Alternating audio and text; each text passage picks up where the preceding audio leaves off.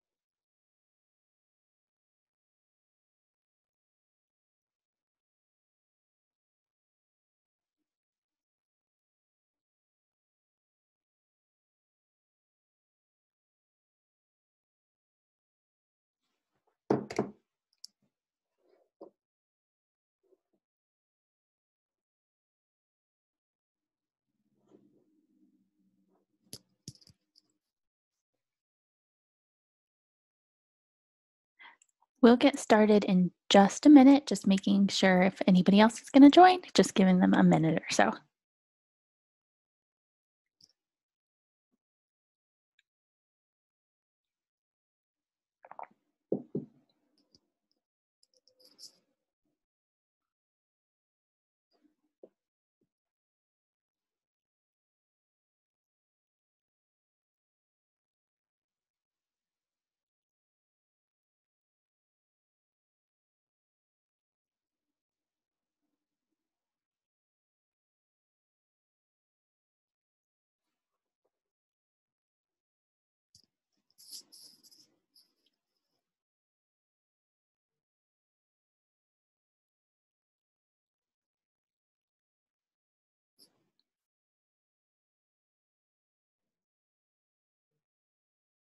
Okay, we'll go ahead and get started. So today we're talking about hereditary cardiac conditions and potential risks associated with those. I'm Lindsay, and I'll introduce myself in a few minutes after some housekeeping. So welcome everyone. This webinar should take about 35 minutes, and we will be recording the webinar. If you would like a copy of that, we can provide that. If you have any connection issues during the webinar, you can either email us at the coordinator email provided or utilize our chat box on the website. If you have any questions during the webinar, you can enter those in the question and answers box, and these can be entered anonymously, and we'll address these at the end.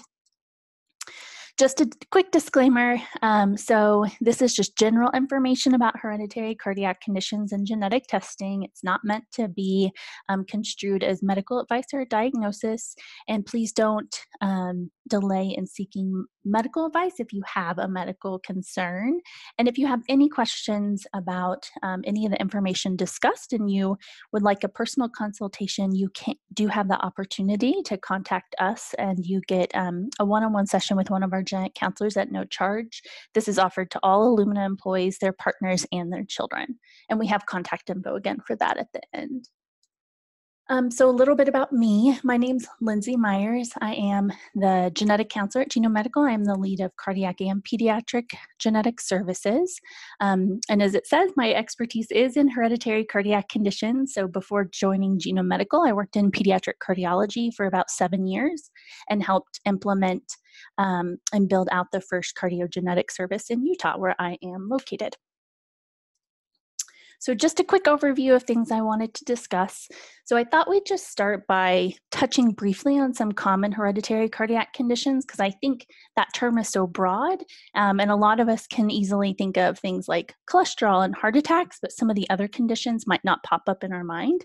So I wanted to just review what I consider some of the common cardiac conditions, and then how we identify individuals or families that we think might be at an elevated risk to have a hereditary condition, how we manage those risks, and then move into genetic testing by starting off with a brief overview of genetics, and then covering the options and other points to consider prior to testing. So I just wanted to start with this picture, since to kind of bring home why we're talking about hereditary cardiac conditions. This was just recently pulled from the CDC, and for males and females, heart disease is by far the most common cause of death in the US. And while the vast majority of these aren't probably due to a hereditary cardiac condition, about 1 in 250 individuals do have a hereditary cardiac condition. And so helping identify which individuals or families are at risk could also help lower those risks for sudden cardiac arrest or other complications secondary to that. So these were the hereditary cardiac conditions I wanted to briefly touch on. We will go through each one of these one by one. There are, of course, other ones that I'm not going to go through here, like problems with how the heart is developed, congenital heart defects, and I definitely can answer questions about those, or if you have questions, you can schedule a one-on-one, but just kind of wanted to start with these more common conditions. So I wanted to talk by touching on cholesterol or coronary artery disease, because I think this is what comes up in most of our minds when we think of hereditary or cardiac conditions in general, because almost a lot of people have somebody in their family that's had a heart attack or has high cholesterol that takes medications for that, and that's very common in the general population. And the vast majority of these, of course, are not hereditary. So it's things that, over our lifetime, there's a huge environmental component like smoking or being inactive, having high blood pressure. All of those do add to our risk to develop coronary artery disease or have elevated cholesterol. But there still can be a familial component. And what that means is you may have Uncle Dan and your grandfather on one side and an aunt, they all had to take cholesterol medicine and had maybe one or two had a heart attack in their 70s. That's definitely not suggestive of something that's due to an underlying genetic cause being passed down generation by generation, but is suggestive that maybe there is some sort of predisposition in the family, but still a huge environmental component. And so controlling those environmental factors is really important if you do have other people in your family with cholesterol or heart attack issues. And that, again, is things that we all know we should be doing anyway. So exercising, eating well, if you have high blood pressure or high cholesterol, seeking medical advice for those. But there is a common type of hereditary cholesterol disorder. It's a mouthful called familial hypercholesterolemia. For short, we just call that FH. And this actually affects about 1 in 250 individuals. And it's characterized by high bad cholesterol. So if you kind of think back, when they do your cholesterol level, there's the quote unquote bad cholesterol, the LDL, and then the HDL, which people call the good cholesterol. And people with familial hypercholesterolemia have LDL cholesterol levels over 190 typically. And this is not impacted at all with diet or exercise. So these are individuals that they can diet and watch what they're eating and control all the other risk factors, and their levels still won't go down. And there's often a family history of early onset heart attacks. For men, that means younger than 55 years, and women younger than 65. The next type of hereditary or type of heart condition that can be hereditary are arrhythmias. And all that means is that there's a problem with the heart's electrical system. So the heart's electrical system controls how your heart beats. And people that have arrhythmias can have symptoms sometimes like palpitations, which really means it feels like your heart skips a beat. And more on the severe end, that can cause fainting or even a sudden cardiac arrest. Arrhythmias have lots and lots of causes. Some of those are things like stress, alcohol use, exercise can cause arrhythmias, caffeine, nicotine, or other damage, like if you've had a previous heart attack or if you have thyroid issues, can also cause arrhythmias. So those, of course, are not hereditary and more environmental, but we do get concerned when people have a family history of sudden cardiac arrest or other clues that I'll go over later, just kind of summarized in a slide. And most people have never heard of these common types of hereditary arrhythmias, but just wanted to flash some names up there. So long QT syndrome, Brugada syndrome, and this is probably the biggest mouthful, catecholaminergic polymorphic ventricular tachycardia, or CPVT, are the most common types of hereditary arrhythmias. So notice things like atrial fibrillation, which is really common in older individuals. So like if you've had a grandma or grandpa that had to get a pacemaker in their 70s, likely due to things like AFib. And those are very common in the general population and usually just sporadic. The next group of heart conditions that I wanted to touch on are cardiomyopathies, and all that means is a problem with the heart muscle. There are about 4 different types, but by far the 2 most common types are dilated, and that just means that the heart muscle is enlarged. Sometimes you might hear, oh, they had an enlarged heart, because they don't refer to it, somebody with this diagnosis, as technically dilated cardiomyopathy. And this is just an illustration of that there. So the heart is just dilated out and bigger than it should be, which impacts how well it can squeeze blood out to the rest of the body. The vast majority of these are not hereditary. So the most common type of or the most common reason to have dilated cardiomyopathy is because you've had a previous heart attack or some issue with your coronary arteries. Any damage to the heart can increase your risk for dilated cardiomyopathies, as well as things as like having chemotherapy treatment, and then alcohol and drug abuse can also increase that risk. On the other hand, hypertrophic cardiomyopathy, that just means a thickening of the heart muscle. So you can see that up here, that the heart muscle is thicker than it should be. This is more often hereditary. So we do get concerned that there's an underlying genetic cause with anybody that has hypertrophic cardiomyopathy. And both of these types increase your risk to have sudden cardiac arrest. And with dilated, you have an increased risk for heart failure, which just means your blood can't pump. Your heart can't pump enough blood out to the rest of your body. And then lastly, aortopathies, and that just means problem with your heart vessels or arteries. Most often that's thought about as an aortic issue, and your aorta is just the big vessel that comes off your heart that feeds blood to the rest of your body. Aortopathies lead to a risk for aneurysms. An aneurysm is just like a ballooning or a dilation of the aorta, and those can happen in a couple of places. So thoracic just means chest. So anything above your midline, thoracic. And these are more suggestive of hereditary component, especially at a young age. We do get concerned that there could be an underlying genetic cause for thoracic aneurysm, even though there can be some environmental components like smoking or having high blood pressure.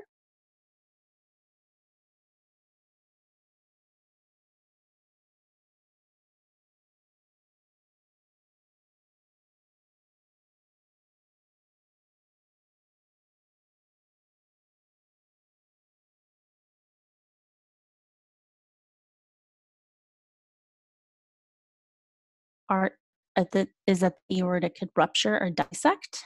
Dissection just means tearing, and rupture just means breaking open. And those are concerning because they have a high mortality rate. And also, these problems with the aorta can either be isolated, so just that is affected, or sometimes there might be other medical problems associated with it. So, like having a curvature of your spine, or having islands dislocation, or really severe nearsightedness. And these are what we call syndromes. And a couple of common syndromes where you can see this is Marfan syndrome. Oops. Sorry, it's not advancing. Oh, there we go. As I mentioned, a lot of these are not hereditary, but how do we pick out when there could be a hereditary cardiac condition in a family? Well, similarly to cancers, if you've watched that webinar, we base it on if there's more than one individual in a family that's affected with the same or similar type of heart problem. That is suspicious, especially if it's an early age of diagnosis, so under 50.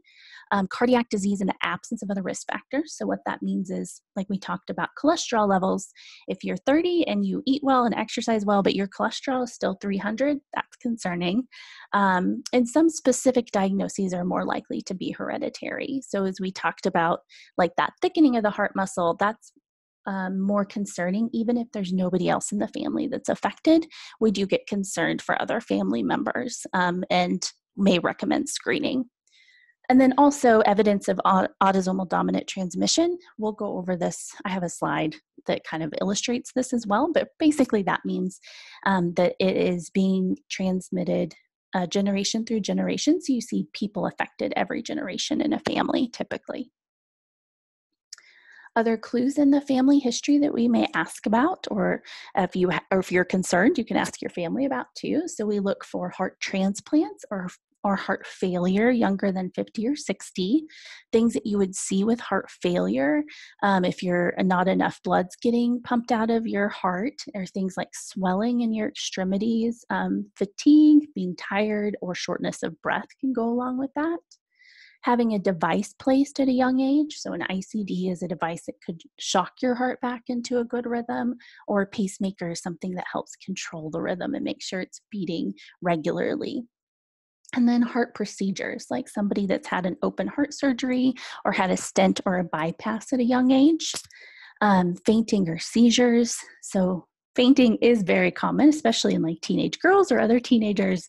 But we get concerned when somebody has a faint and they weren't dizzy, didn't have tunnel vision before, they just kind of fell and weren't suspecting it. And then, of course, any sudden or unexplained death in a family under 50 years of age.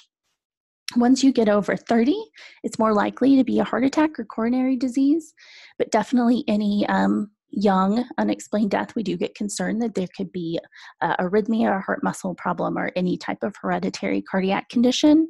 And this includes things like single motor vehicle accidents, so somebody that just ran into a tree, or a drowning in an otherwise good swimmer, because that could mean they had an event prior to that accident happening.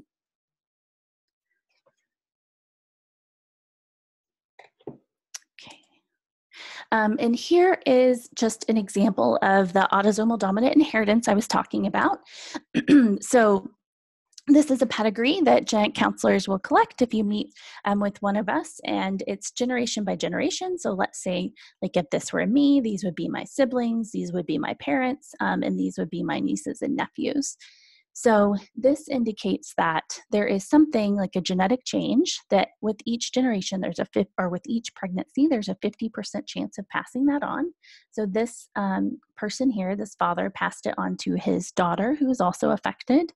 And then this daughter who is not affected, and we'll talk about that in a minute, the son who's not affected, and then he passed it on to his two daughters who are affected. So something called incomplete penetrance, which just means you have a genetic change, but you have not developed the disease. This is very common in lots of genetic conditions, but especially hereditary cardiac conditions. Just because you have that genetic change, you are at an increased risk, but it does not mean you will definitely develop that certain condition. But we do increase screening because there is that risk. So this is what can appear to make things skip generations in a family when they actually haven't skipped. Somebody just hasn't manifested or hasn't been diagnosed with that disease yet. So what are the risks and what do we do about them? The main risks, I tried to just summarize kind of the main concerns or endpoints for a lot of the hereditary cardiac conditions. One, sudden cardiac arrest. So we want to try and prevent that at all costs. An aortic dissection, because that has a high mortality rate, and then heart failure. So if we know that somebody's at increased risk, what we do about that is, one, we start screening that people otherwise aren't getting screening for these types of conditions, usually just if they're healthy in the general population. And this is the two most common screening ways to do that is an echocardiogram, which is an ultrasound of your heart, and then an electrocardiogram, or an ECG, which is just those stickers they put on your chest that kind of takes a snapshot of your heart rhythm. And then sometimes if somebody is affected or known to have a condition, we'll start medications to lower the risks for things like sudden cardiac arrest or progression of a disease.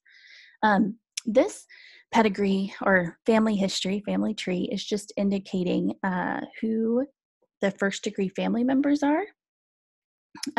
So even in the absence of genetic testing, let's say there's somebody in this family, so indicated by this colored in person, who had hypertrophic cardiomyopathy, so the thickening of the heart. Since we are really suspicious that that's almost always hereditary, even if we don't know what the underlying genetic cause is, we will go ahead and we make recommendations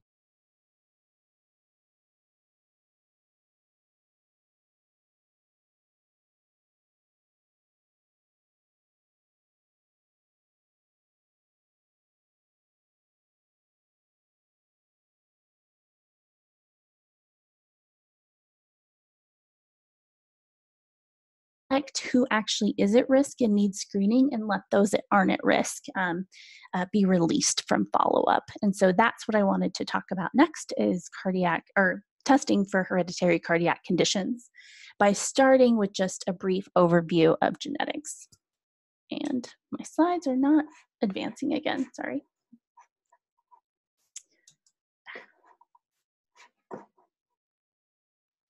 Oh, there we go. I don't know why it freezes sometimes. So a really brief overview of genetics from take you back to basic like biology in school.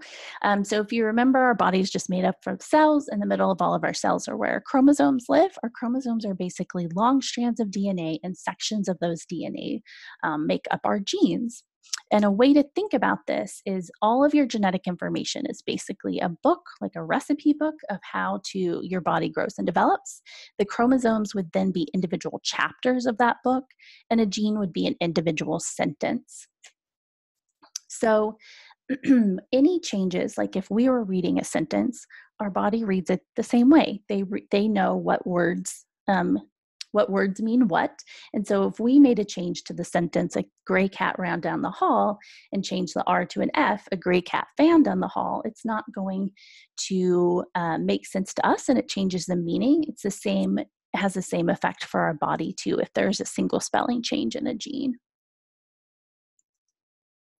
So when we do genetic testing, oftentimes we check more than one gene. So we spell check essentially multiple different sentences at the same time when we do genetic testing, because for most hereditary cardiac conditions, there are multiple different genes that can cause the same outcome or same clinical diagnosis. So touching on that a little bit more, there are different ways that we can the different panels that we can do for hereditary cardiac conditions. One, just looking at one sentence or one gene if we know what to go looking for. There are disease-specific panels. So say you have hypertrophic cardiomyopathy, we would just order that panel. And then there are broad categories where we could test for all the cardiomyopathies at once. The possible test results. So there's not just positive or negative. There's one other result, and we'll go through that. So positive means a variant, which is kind of like a spelling change. You could think of that. People also call it a mutation, was identified that is known to be associated with a hereditary cardiac risk. This could mean two things. So some positive results just mean you have an increased risk to develop disease, but it is not a diagnosis. This is for things like cardiomyopathy or heart muscle disease. It is not a diagnosis. It just means there's an increased risk, and there are screening recommendations for that. In some conditions, actually, if you test positive, is a confirmation of a diagnosis. This is more common for the arrhythmias. And at that point, management guidelines exist, and they may start implementing medications, things like that. The next is a negative, of course. So that means they did all the tests, or they spell checked how many ever genes they were looking at, and they didn't find an underlying genetic cause. If somebody is affected with a cardiac disease, this does reduce the risk, but it does not completely rule out that there's a hereditary cardiac condition, and we still may recommend screening for family members just based on how suspicious we are. And then this third category are called variants of uncertain significance, long word, so VUSs. Basically, that means they found something, but they're not quite sure what it means. It could be completely harmless and not associated with any disease risk, or it could actually increase the risk. Because we're unsure, we don't want to make any recommendations based on these.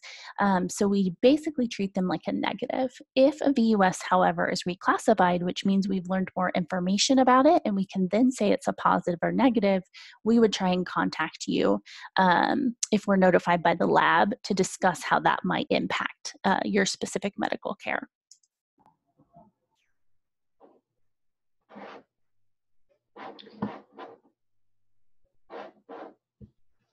So when we start with genetic testing, ideally we want to start with an individual who actually has a cardiac diagnosis that is suspicious for being hereditary, and preferably at the youngest age. Now we know that this isn't always available, and cardiac genetics is a little bit different than cancer genetics. So in cancer genetics, testing for unaffected individuals is routinely performed and is covered by medical insurance and supported in medical guidelines. However, for cardiac genetic testing, testing for unaffected individuals is not routinely performed and is not covered by insurance or supported by medical guidelines at this time. That'll probably change over time, just like it did with cancer. There's a couple of challenges with testing unaffected individuals, because if the results are negative, it's not really informative. So it doesn't help us with medical management. And that could be because, one, if we tested somebody in the family with disease, they would come back negative anyway. So even if we tested an unaffected individual, they would be negative but still be at risk. Or two, it could be because an individual did not inherit the underlying genetic cause in the family. Without testing somebody else, this is hard to know, and so we just still screen individuals based on their family history if they're negative.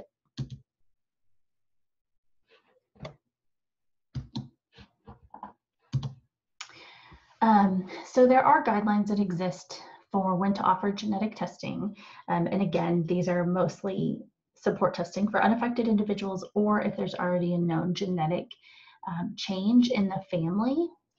And most insurance companies will also cover the cost with, keeping in mind deductible copays, all of that information as well. However, some individuals still would like to pursue genetic testing, even if guidelines aren't met, just to be more proactive about their health if they have a concerning family history. And there are self-pay options available, and these range anywhere from $250 to $500 out of pocket. So some points to consider prior to genetic testing. One, what are your interests and motivations for pursuing the testing? If they're to be preventative for cardiac disease that's suspected in your family and to provide early detection, or is there another specific medical concern because another test might be appropriate, it might not be covered by that specific panel, and a genetic counselor can help you determine what test would be the best for you based on your interests and motivations. There are potential benefits. They could help you and your physician make decisions about your medical management to reduce your risks. And then it's also helpful to consider how you might feel if you did receive an unexpected positive result. A lot of people may go into testing thinking they are likely to be negative or positive and have a test that indicates differently. And sometimes that can affect, how we that can affect our coping skills and just thinking around that point. And there's always a possibility that we will get no positive results, even if someone is affected with a disease. And that's because we currently don't know all the underlying genetic causes for all the hereditary cardiac conditions. So even if something appears clearly hereditary, the results could still come back negative. Other points to consider is that genetics affects the whole family, right? Hence the word hereditary. And most hereditary cardiac conditions are autosomal dominant. And that means that if an individual tests positive, then their siblings, parents, and children are also at a 50% risk to have that same genetic change and be at risk themselves. As I kind of touched on earlier, our knowledge is constantly changing, and we currently do not know all of the causative genes associated with hereditary disease, including cardiac disease, and that's always growing. Because of that, the panels and the testing offered for cardiac conditions are getting bigger and bigger. So labs update their panel content periodically, and so just because somebody has had genetic testing in the past doesn't mean that they still might, that they wouldn't need genetic testing in the future, because as our knowledge grows, genetic testing may still be beneficial down the line. Some people have questions about data and privacy. So there are laws in place to prohibit genetic discrimination for employment and insurance. This is GINA, or the Genetic Information Non-Discrimination Act of 2008. This does not, however, protect discrimination in life insurance, long-term care insurance, or disability insurance. And then there also are some state-by-state anti-discrimination laws that could add additional protections. Some benefits of talking to a genetic counselor one-on-one. So this was an overview of risks and different hereditary conditions, but by talking to a genetic counselor, we can really help draw out your family history and quantify a risk for you and give how suspicious we may be that there's something being passed on in the family, and either recommend genetic testing or recommend some screening based on that family history. We would also discuss the genetic testing process in more detail, and again, as I mentioned, discuss any needed cardiac screening or management options based on your personal and family history. So if you have concerns about your family history, the genetic counseling is a covered benefit to you, your spouse or partner, and your children through Illumina. You can contact your care coordinators at the email provided, and they can walk you through each step, or you can decide just to self-schedule a genetic counseling session. And that's the end of our slides. If you have any additional questions, please email us at clinical@genomedical.com. Thanks.